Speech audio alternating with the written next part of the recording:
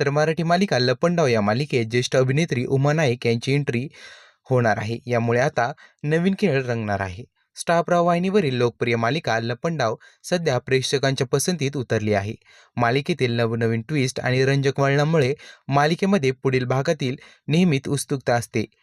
आता या मालिकेत ज्येष्ठ अभिनेत्री उमा नाईक यांची एंट्री होणार असून यांच्या येण्याने कथेला एक नवीन वळणाची धार मिळणार आहे.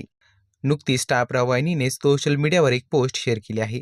यामध्ये उमा नाईकने पिवळ्या रंगाची साडी आणि कपाळावर मोठी टिकली लावलेल्या पारंपरिक वेशामध्ये ही दिसत आहे.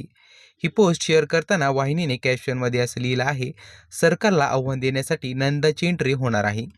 उमा नाईक या मालिकेत मनस्वी आणि तेजस्वीच्या मावशीची म्हणजेच नंदाची भूमिका साकारणार आहे.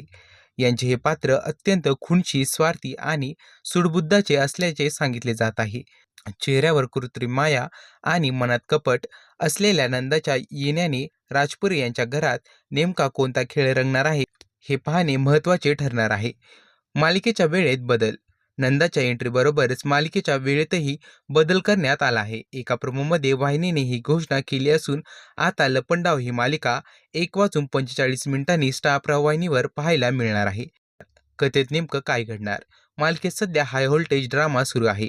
अंबिकाने दादासाहेबांच्या मुलाशी म्हणजेच अथर्वशी लग्न लावून दिले. मात्र आता मायाच्या मदतीने तिला मारण्याचा प्रयत्न झाला.